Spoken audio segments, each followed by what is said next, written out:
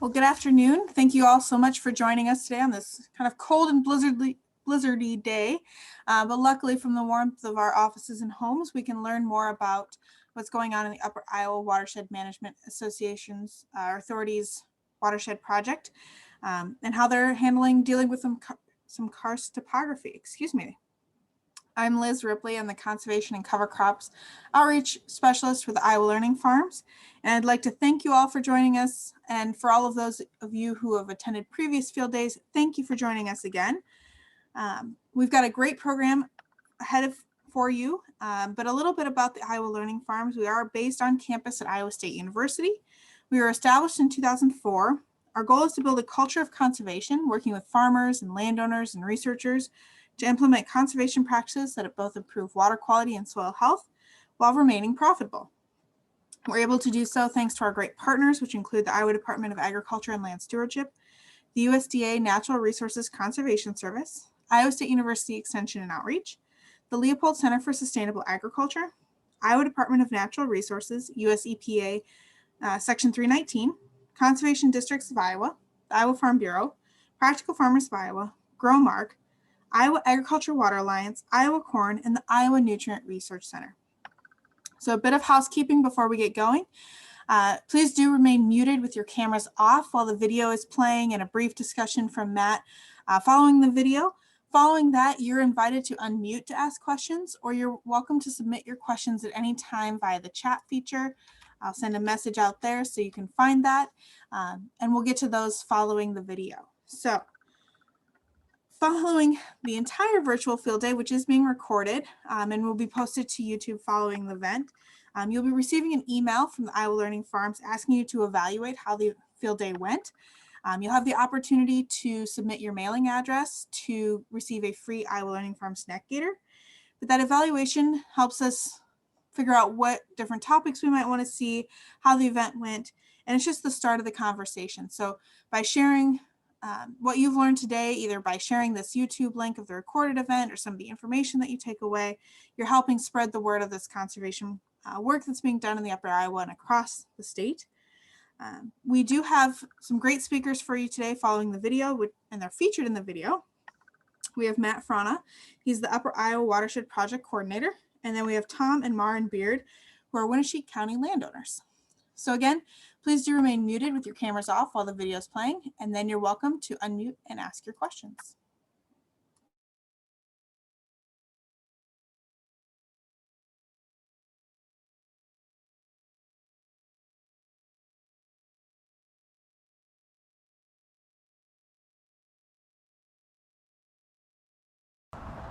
My name is Matt Frana, a project coordinator for the Upper Iowa Watershed Management Authority.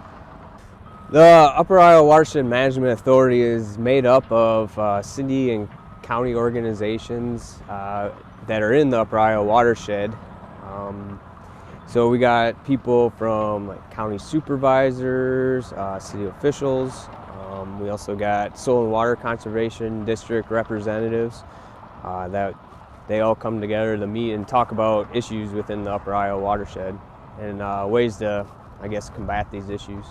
So the main goals of the organization are to reduce flooding in the Upper Iowa Watershed through doing projects like this where we can store water up in the landscape and slow water after heavy rain events going down to the river and causing flood damage.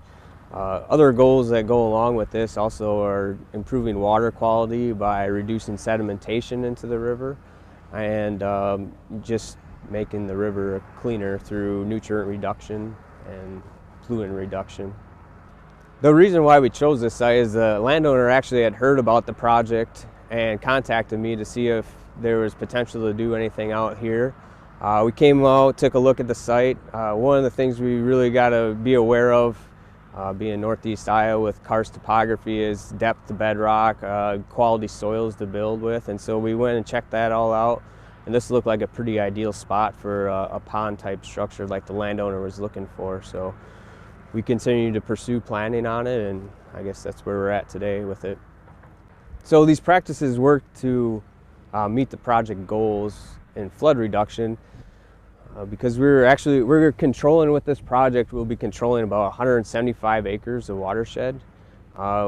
After a 10-year rain event, which is 4.5 inches in 24 hours, we'll have a 90% reduction in stream flow, and then up to a 50-year rain event, which would be 6.5 inches in 24 hours, we would have a 70% reduction in stream flow. So, like I had mentioned, the main project goals are to reduce stream flow into the Upper Iowa and help prevent flooding. So this project here will actually control 175 acres of the watershed. In addition to the flood reduction benefits, it will also control sediment coming down through here, so it'll be less sediment going down into the streams. So additional wildlife benefits would be, it'll be a good spot for ducks, migrating birds coming through to stop at. There's not any of that right in this area. It'll also probably support fish for the landowner, I guess more of a recreational opportunity for him. We're also going to be adding some native prairie to some of the disturbed areas outside the pool area, which that'll enhance wildlife habitat for insects and pollinators and other birds, I guess. We got several more of these pond type projects going in. Also, in addition, with this site, we're also putting a sediment basin up the valley a little bit further and redoing the waterway. And so that'll help control sediment going into this structure and help the longevity of it.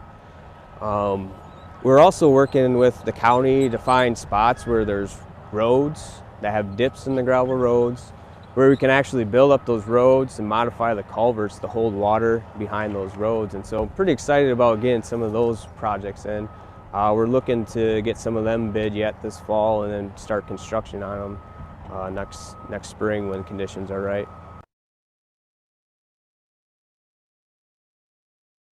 I'm Tom Beard.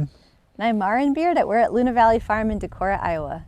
We're in a sub-watershed of the Upper Iowa River, and we have Canoe Creek flowing through our farm. And with increased rainfall events, we were seeing more flooding in our neighborhood. And that was affecting the productivity of parts of our farm, and also was causing damage on our farm and for neighbors downstream. So we're kind of caught our attention that they were doing projects to help deal with some of that stuff. It was recently completed, so we haven't had any really big rainfall events since, but it's designed to slow down runoff, which is the main thing. So it'll, keep water on our farm longer and just prevent flooding, hopefully. I think it's been a great process. We tell everyone we know how wonderful Matt was to work with. So detail oriented and just really on top of things and great at communicating the whole time. And we had to work with our neighbor. Ours was really complicated because we had an easement we had to do because part of it's going to pool on his farm if it rains a lot. So we had to really work through a lot of those details and legal details. And Matt was persistent and helped get us through it. And the bid process was really interesting, and the contractors did a fabulous job really respecting our property when they were here. And we're really happy overall with the way things turned out and the way that things went throughout the whole project time.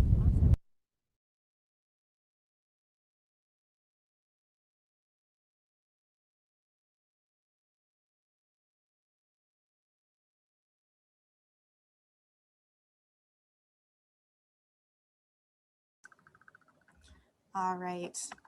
So we wanted to make sure that you saw that our friend, the pup there, did get a chance to chase that Frisbee. But this time, Matt and Maren and Tom, if you want to unmute and turn on your cameras. And Matt, you're welcome to share your screen. All right, let's see if I can get this to pop up here.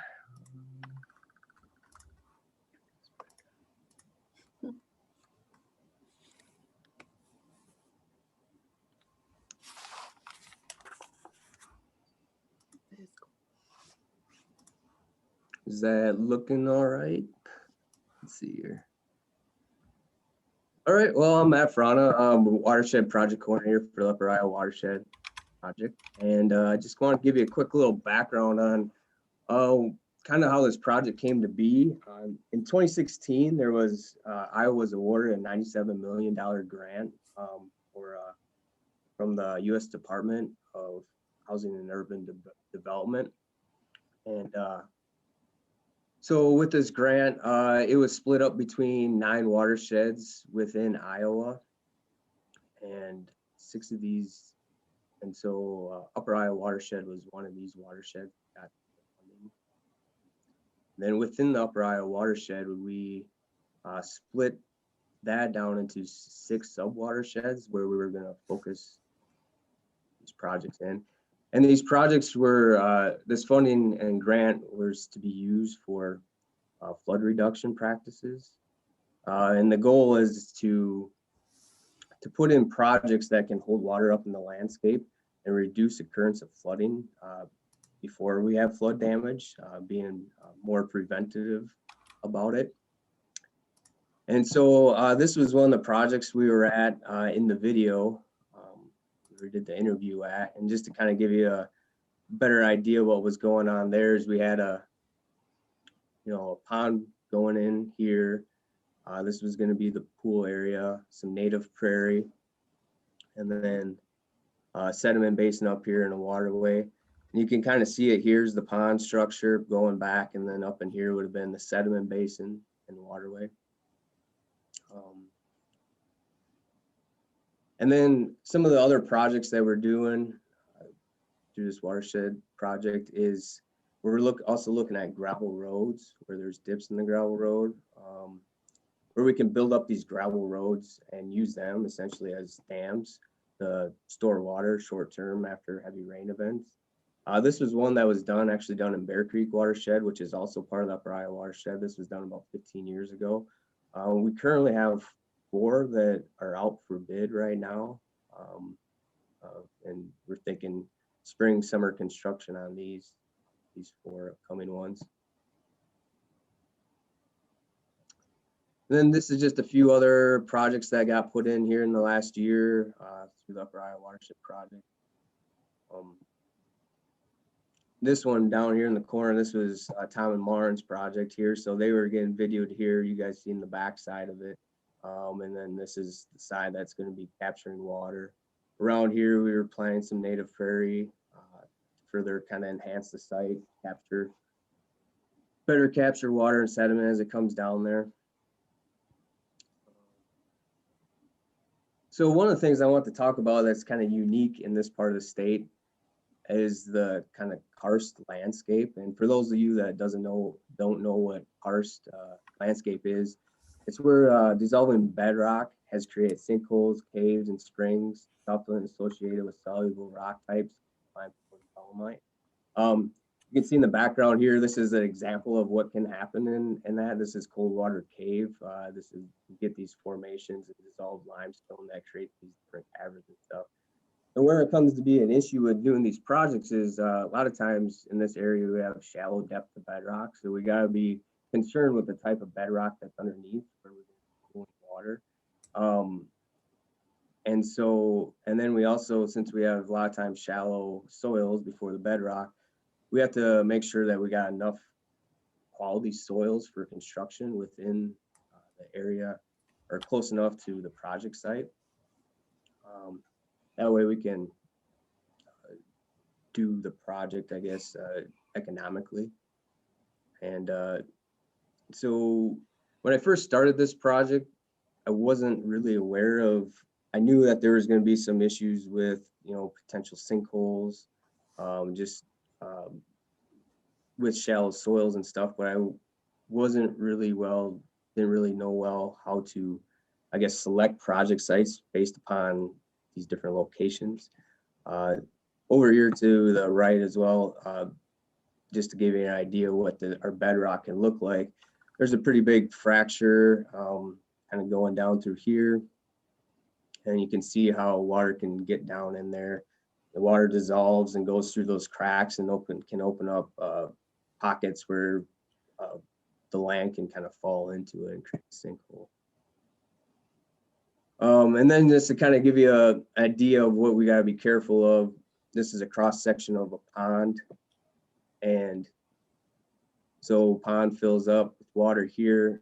We have a permeable layer where water can seep through. We want to be able to put a good core trench in. These are usually made out of clay in the middle of the structure, and that way that prevents that water from undermining the structure going through there.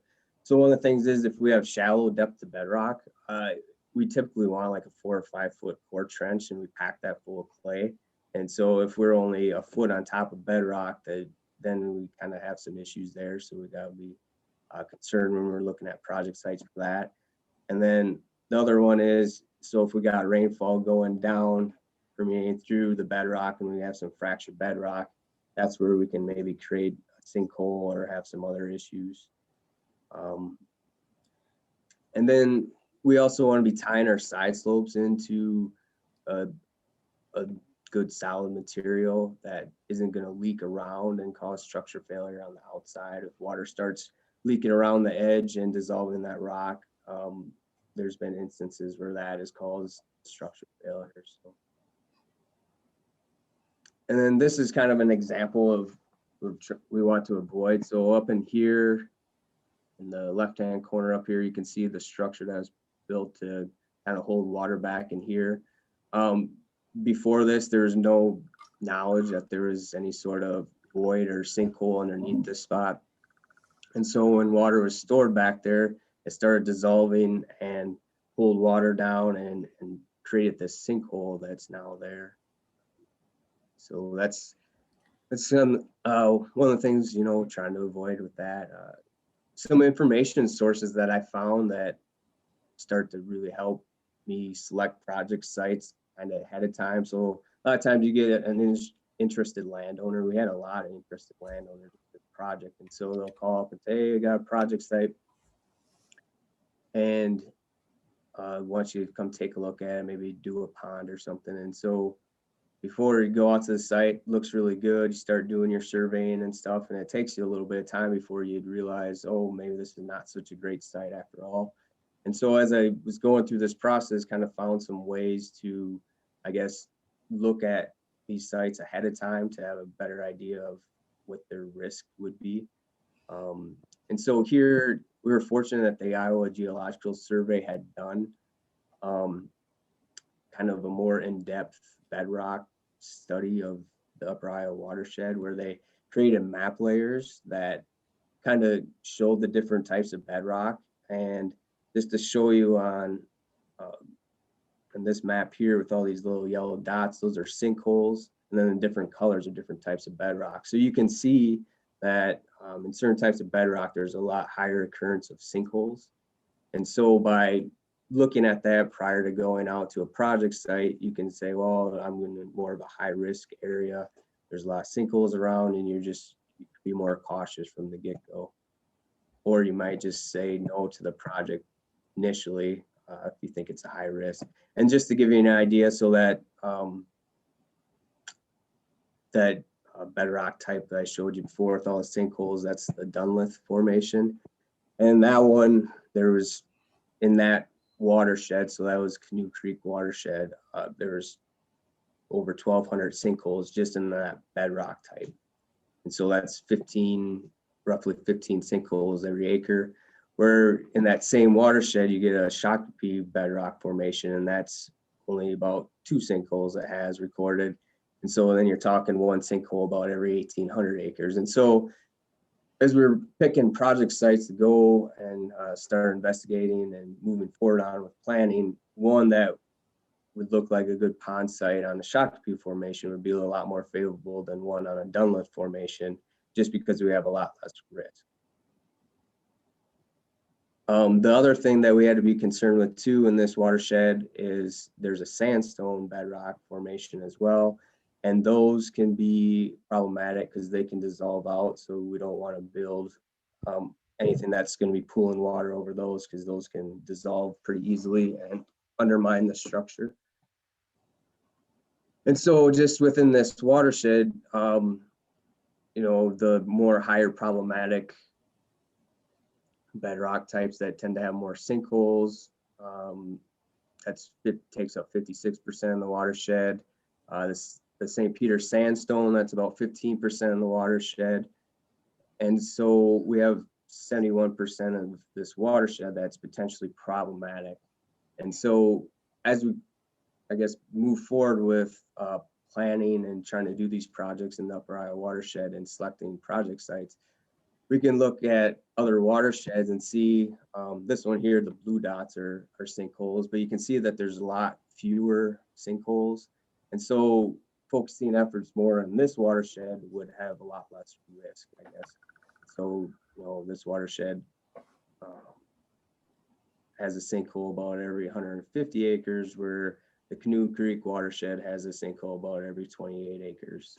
Just kind of rough figures there, but just kind of tells you that if we want to do in future and planning, doing more water retention, detention type structures, safer maybe in some other watersheds to focus those efforts on. Let's see here. Another tool that came in useful too is the Iowa Geological Survey had a GIS shapefile that had well logs where wells were drilled, and then loggers or the drillers had taken logs of what type of soils and bedrock they were coming up as they were doing their drilling. And then they have that where you can click on that. So here would be a well. You can click on that and get information to a link that takes you to a website that you can see the actual drill logs, and that gives you a better idea of what type of bedrock's underneath. And so we were looking at projects in this spot and this spot here for doing road projects that was in kind of a potentially problematic area. And so that's just kind of gives us some more information about what's going on underneath the ground that you can't really see. And this to kind of show you how those geology map and bedrock maps were useful. So this blue spot here was one project that we started doing surveying and design on, and this was another one. And as we kind of kept going along with the planning process, came to our attention that this one here, so the green is the St. Peter sandstone geology or bedrock formation, and the yellow is the Shakopee formation, which is below that. And so this project we decided to abandon just because of the bedrock that is underneath it and the potential risk that it would have for failure. Where this project here, we could move forward with pretty high confidence that we weren't going to have any issues because it was below that sandstone layer. So, and that's formation has less occurrence of sinkholes. So just go forward with more confidence on this one. And then as we move forward, we do things like bring out different drill rigs. That will help us tell us what type of soils we're dealing with, that they're adequate for construction. We can also bring out backhoes to kind of dig into the soils. And if there is some maybe rock in the area that we're concerned with, we can dig that out, make sure that it's soft enough for us to be able to get an adequate core trench in as we're doing these ponds. And then the other, if say we get into an area where we're kind of iffy still after we do our soil borings and backhoe tests, and there's some neat technology out there using electrical resistivity, geophysical surveys, kind of a tongue twister. And so this was that spot I showed you previously. We had the well logs and a couple of road project sites we were looking into. And then looking at the sinkhole layer, all these yellow dots are sinkholes. So you see there's a lot of them right here. And then you get on this side of the road and there's none. And so we were kind of in a spot that was kind of iffy. And so wanted to make sure that there wasn't going to be any potential big voids or anything underneath the ground that we were going to have to be concerned with if we were pooling water over these spots. And so we had the Iowa Geological Survey come up with some of their equipment. And what they do is it's conducted by applying and recording controlled electrical current in the ground with an array of electrodes. And then these measurements can detect karst hazards like large voids in the bedrock below the surface.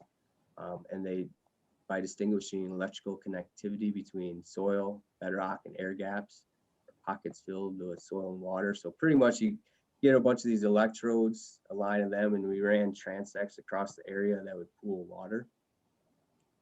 And they do shoot electricity in the ground, and they have instruments that collect and record that data. And then with that, they're able to generate images like this. and ultimately come up with things, maps or images like this as well.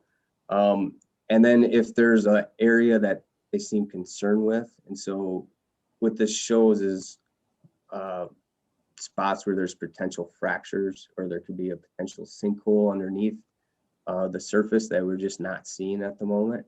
And then what we did, then if there were some areas that they were concerned with, come back with a drill rig, you drill down in these areas, and then that kind of gives you some more information on the site and whether or not it's one that we should be pulling water over or not, potential hazards. So that's about it. You know, karst can be a little bit challenging to work in, but it also gets some beautiful formations and things like this under the ground from it. So it's been a neat area to work in for sure. I guess that's all I got. If anybody has any questions. Great, thanks, Matt. And again, feel free to type your questions in, or if you'd like to, you can unmute to ask your questions. I have one that came in. What can you do with all those sinkholes? So they're there. What can they do about them? That's kind of a pretty good question. They're depending on the sinkhole and how big it is and how active it is. You know, a lot of times farmers are just filling them in, and there's different methods of doing that seem to work. A lot of times they'll also berm around them. And so that way it diverts water from going actually into the sinkhole and creating it and preventing it from growing as quickly. And otherwise you can avoid them, I guess. But yeah, there's some challenges with them. And in that area that I was talking about, or kind of showing you where there was just a high occurrence of sinkholes, go out and kind of talking to different farmers out in that area and talking about doing projects and stuff, and they were having sinkholes opening up on them, new ones on a yearly basis in some areas and stuff. And so that's just kind of an ongoing thing. Tom and Maren, do you have to deal with any sinkholes on your farm? We don't actually have any sinkholes on our farm that I know of, so no, but there are a lot in our neighborhood. So yeah, someone was asking, with the amount of sinkholes, which practice is more likely to work?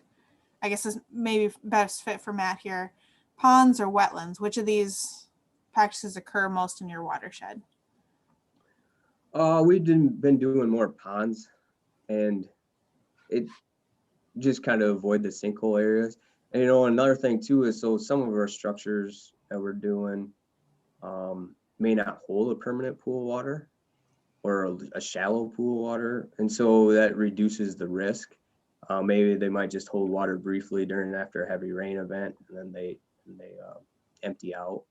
And so if we got an area that we want to do a project that's maybe has some known fractured bedrock around in that area, by just not holding a permanent pool of water, we reduce that risk quite a bit. Someone's curious about using a road as dam. How successful are the ponds? The road doesn't have a packed clay core. And so with that, most of the ones that we're doing the road projects on, we're not going to hold a permanent pool of water. Just as I had mentioned before, the water during normal conditions will flow underneath it like it typically would. We're just going to reduce that culvert down a little bit, and then up higher have a drop pipe. So if it does get up to a certain height, it'll still go underneath the road quickly before overtopping it. And then with some of them too, we are actually going to be putting core trenches in front of the road. So it depends on the specific project we're working on, but some of them will have a core trench then once we get done with them. So Tom and Maren, I know a little bit about your farm, but can you just give us a little bit more information about what other conservation practices you've implemented on your landscape to help both with water quantity and quality issues? Well, one of the main things, I guess, is we have livestock, so we have lots of permanent pasture, and we also grow hay, so that extends our crop rotation to keep the ground covered more. I guess those are the two main things we do. We also, you know, if we ever grow row crops, we farm on the contour or leave buffer strips. Yeah, that's about it. CSP. And that's the Conservation Stewardship Program, the CSP program. Provide some cost share to do some of those practices. Matt, there was a question that came in, knowing the benefits of wetlands in reducing nutrients, can your area support wetlands as well as ponds? Yes, it just kind of depends on the project location. I've noticed that there is one of the watersheds, like 10-mile watershed, is one of our kind of sub watersheds they were prioritizing. We do have a couple wetland projects that we plan on doing this summer out there. It just kind of depends how the landscape is. Some areas are more favorable for wetlands, some are more favorable for ponds. And then typically the landowner is more interested in a pond. They like to go fishing and stuff. And so that's kind of a selling point for these. I would prefer, I agree that the wetlands have a little bit more nutrient reduction value with them. And so we are planning on building some of them as well. We just haven't got to that point with the construction process and some of these projects. And someone's curious, what's the land use breakdown of the Upper Iowa? Like farm, row crop, urban, permanent pasture. Do you happen to know that? Not off the top of my head, but if they want to email me, they're more than welcome to, and then I can find that information for them. I know if we go on to upperyowariver.org, that's where our watershed plan is at, and that has that information on that. So it's kind of nice is our watershed plan is online, so it's accessible to anybody. So check that website out as well. And someone's curious on how many structures have been installed and what's your success to failure ratio? So to date, we have 6 ponds, 7 sediment basins, 5 waterways. Currently we have out for bid now. We have 4 road structure projects, 2 more ponds that bid will come to the close at the end of February. And so we're looking for spring, summer construction on those. And then we have, so our grant ends in 2021, end of 2021, so December this year. And currently in the planning process, we have 5 more ponds, 5 more sediment basins, 3 more waterways, 3 more road structures, and 2 wetlands. I don't know if our funds are going to get to all those, so we'll have to kind of play by ear, but it's, for which projects actually get built. Success ratio to failure, I would have to look at that. I guess I'm not 100% sure on that one, but I will say that I looked at a lot more sites than what actually got to construction. Which is a lot less expensive than having a construction project failed. Yeah. Someone's curious on how long monitoring has gone on in the watershed. So kind of maybe even back to when it was identified as one of these projects for the Iowa Watershed approach. Yeah, I guess that website I mentioned, upperyowariver.org, they would have that information. It was being monitored long before I was ever part of this. I can't tell you exactly how long. It's been quite a while. No, it's Upper Iowa Northeast Watershed. Iowa RC&D, upperyowariver.org. I know the Northeast Iowa RC&D has been doing monitoring on streams trout streams and different streams that feed into the Upper Iowa Watershed, including the Upper Iowa Watershed quite a bit, or for quite a while. And so there is quite a bit of data on I guess monitoring on this river. And someone noted that if you want to open up your chat, Matt, there's some questions that have come directly to you. If you could read those out loud. And while he's looking at those, Tom and Maren, there's a question for you of, do you use no-till or strip-till or cover crops when you do any of your row cropping?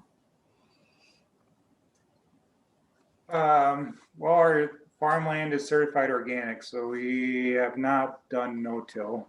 I mean, we no-till a good portion of our crop rotation because it's in hay, so there's no tillage involved there. So maybe every 5th year we'll grow corn, and then we'll go back to oats and hay. And our hay fields are grazed sometimes also. So we don't no-till our row crops, but everything else, yes. And you mentioned livestock. What kind of livestock do you have? We have cattle, about 20 beef cows and 130 ewes. We also have some pigs. Awesome. So Matt, I don't know if you'd had a chance to find those questions in the chat box for you. Yeah, so one of them here is, have there been any problems yet in Northeast Iowa due to polluted water being transmitted over distances, areas underlain by karst? I would say yes. I can't point to anything specifically, but I know one of the things that occurs at the trout hatchery in Decorah is after heavy rain events that they get a lot of sediment that comes out of their spring, and they have done some dye testing, and in that watershed there's also like disappearing streams, so you have sinkholes actually in the stream beds or stream, and so they did some dye testing and some of these areas, and within 24 hours of a rain event, that dye will get to the trout hatchery spring, be coming out of there.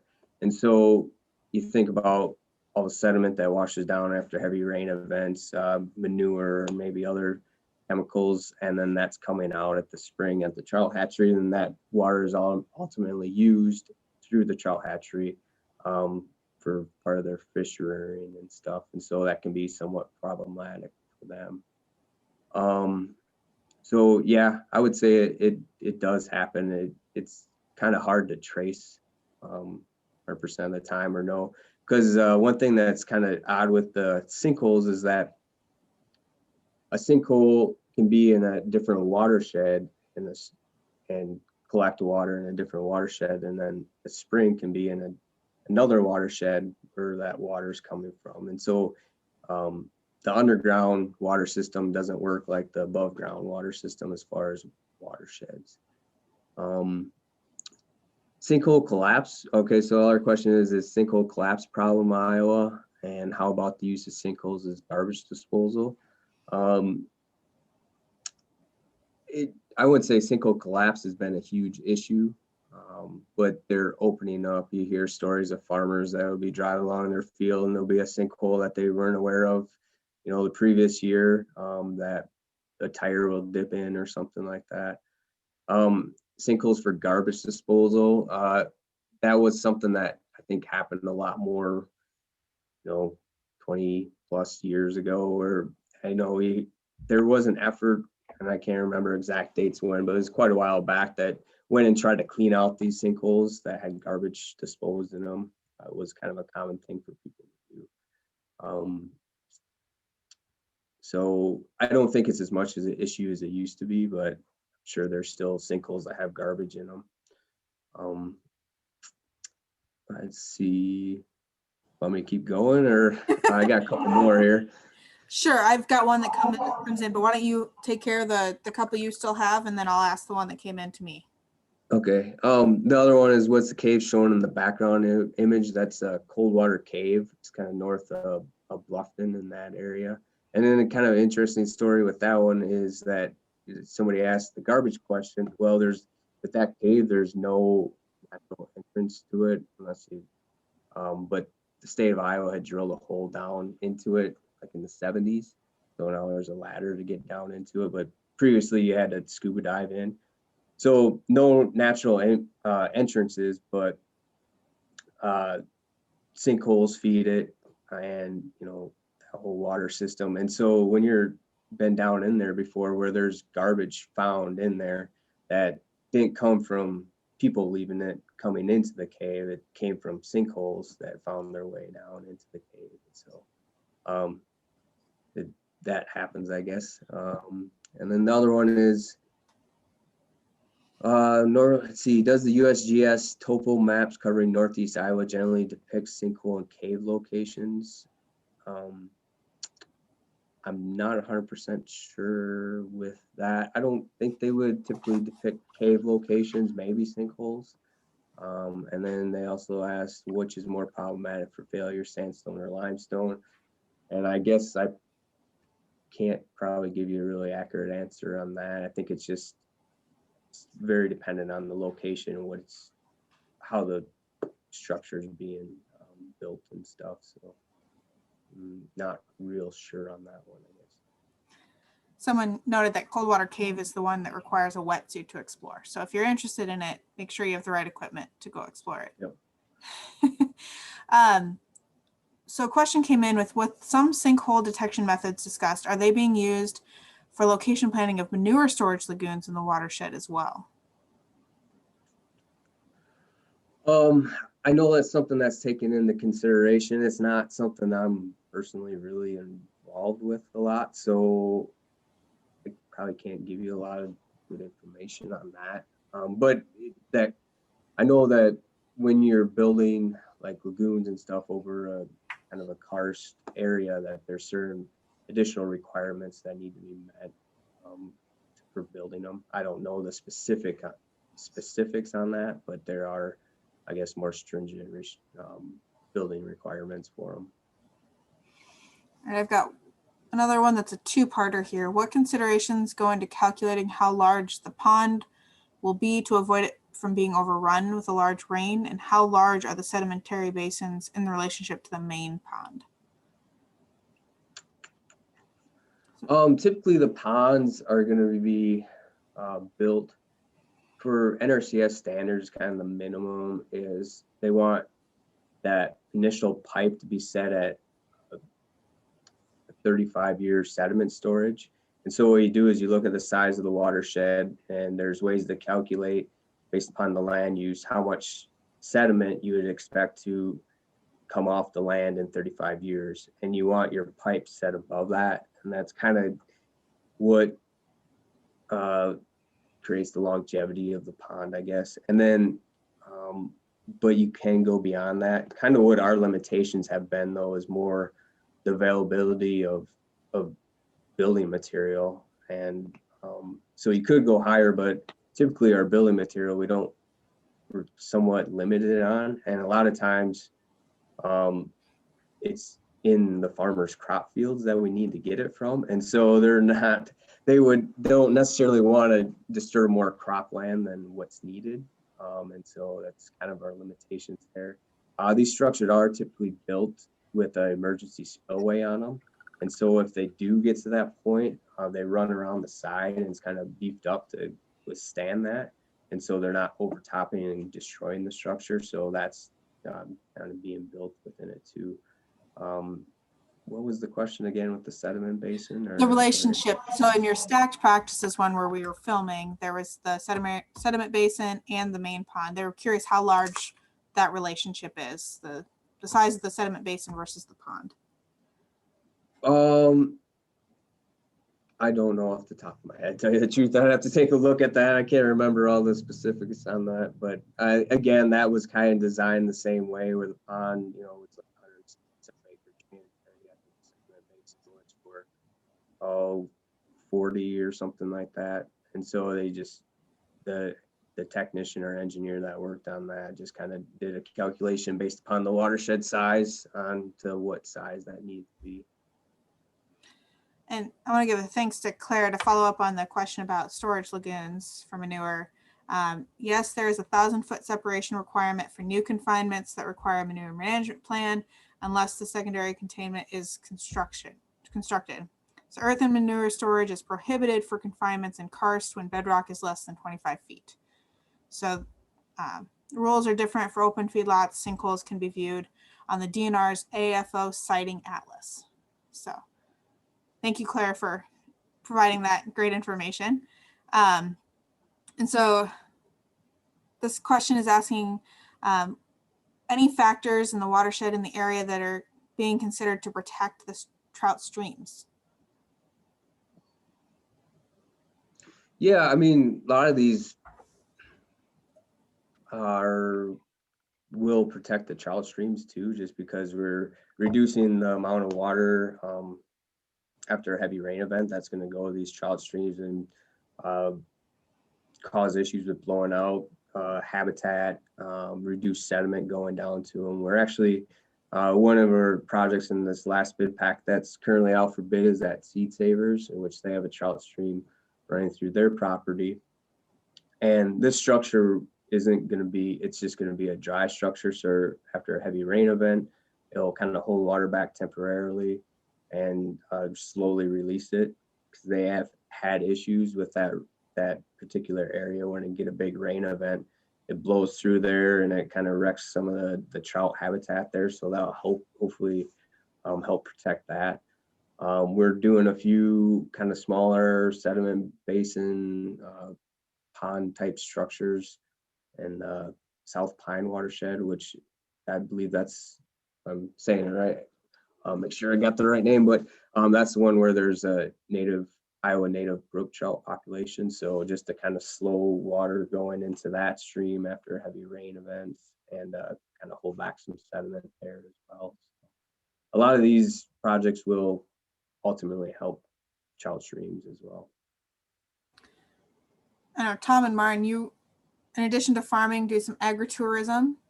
Is there any thoughts to utilize your practice that's been installed as part of your agritourism setup?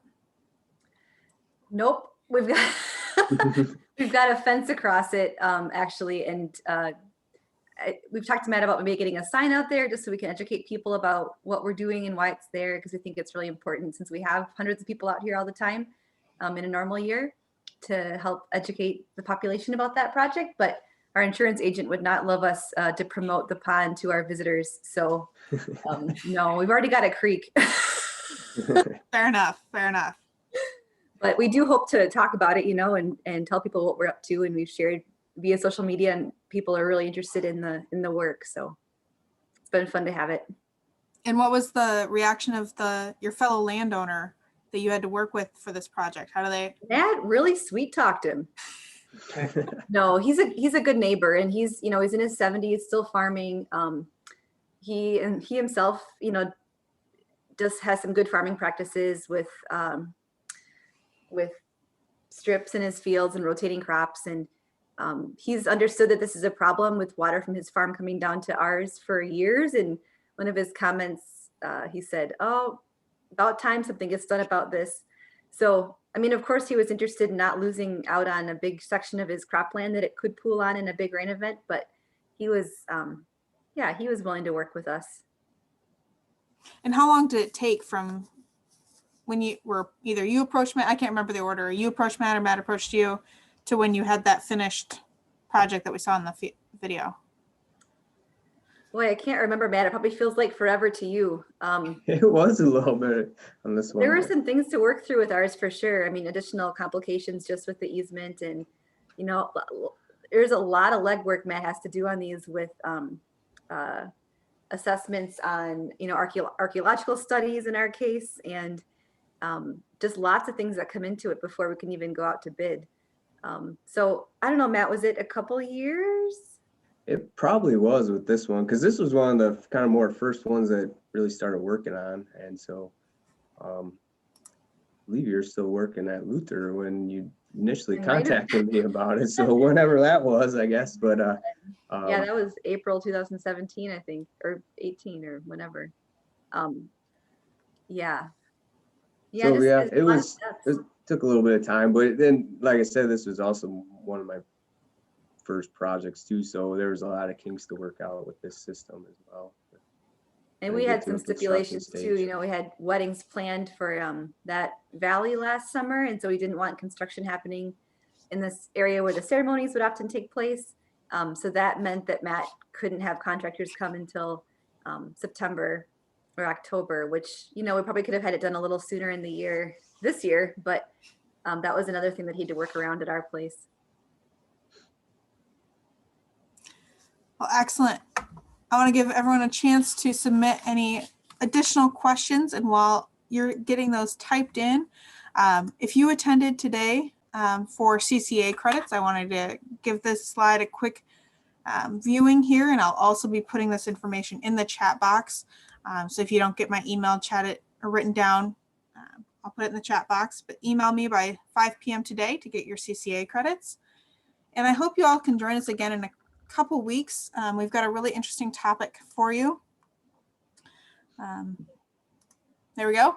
It's a project being led here at Iowa State, Sea Change, also known as Grass to Gas, where we're utilizing perennial biomass and prairie for renewable natural gas. So be sure to check that out as well. So I'll get that CCA stuff in the chat box. And last call for any additional questions or thoughts or comments from Matt, Tom, Maren. I guess not really. So yeah, the karst area of Iowa provides some unique challenges for water quality and quantity issues. But we're glad to have folks like you all here willing to take on those challenges so that we can help move forward in those progress.